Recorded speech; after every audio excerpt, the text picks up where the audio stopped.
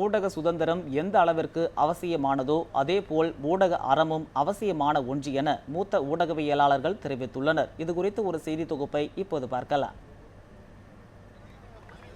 ஜனநாயகத்தின் 4வது தூண் என்று அழைக்கப்படும் பத்திரிகை மற்றும் ஊடகங்கள் அரசின் செயல்பாடுகளை மக்களிடையே கொண்டு செல்வதிலும் குற்றச்சாட்டுகளை சுட்டிக்காட்டுவதிலும் முக்கிய பங்காற்றி வருகின்றன.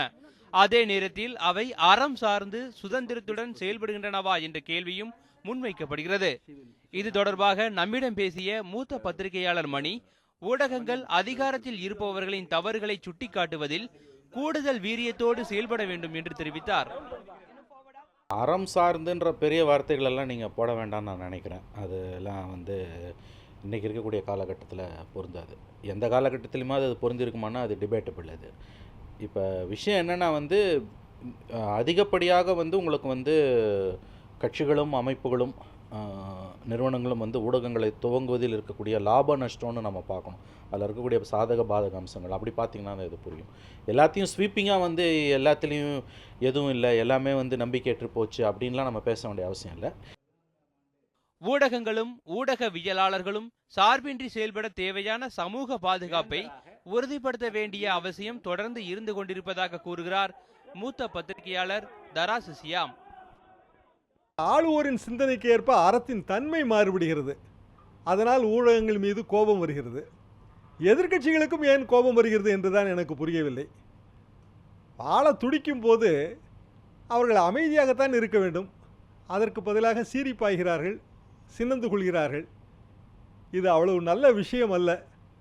ஊடகங்களை மதிக்க தெரியாதவர்கள் ஆட்சி புரிந்ததாக சரித்திரம் இல்லை.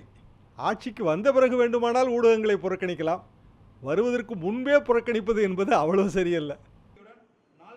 ஊடகங்கள் சுய தணிக்கை செய்து கொண்டு சமூக பொறுப்புகளோடு செய்திகளை கொடுக்க வேண்டியது அவசியம் என்று கூறுகிறார் ஆளி செந்தில்நாதன். நம்ம வெளிப்படையாக சொல்ல போனால் வெளியே ஒரு அறம் சார்ந்த விவாதம் நடக்காத போது ஊடகத்தில் மட்டும் நடந்துவிடும் என்று எதிர்பார்ப்பது என்னை பொறுத்தவரையில் ரொம்ப பிழையான ஒரு கணிப்பு அப்படின்னு நினைக்கிறேன். அதாவது அறிவுஜீவிகளும் சரி, அல்லது கல்வி புலத்திலோ அல்லது மற்ற இடங்களிலோ கேள்விகள் எதுவுமே கேட்காம ஊடகத்தில் மட்டும் அத்தனையும் கேட்டுட முடியுமா அப்படிங்கிறது ஒரு சந்தேகமான விஷயம்தான்.